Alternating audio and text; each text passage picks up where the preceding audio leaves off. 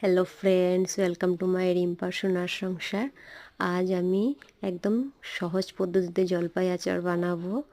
ঠান্ডার দিনে জলপাই আচার খেতে খুব ভালোই লাগে রোদ্রে বসে বসে। তাই প্রথমে আমি একটা প্যান বসিয়ে জলপাইগুলো সিদ্ধ দিয়ে দিলাম।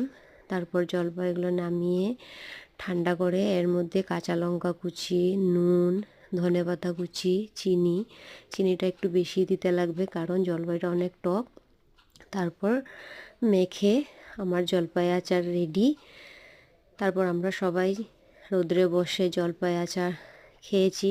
তোমরাও এরকম জলপাই আচার বানিয়ে খাবে, তারপর আমাকে কমেন্ট করে জানাবে কীরকম হয়েছে।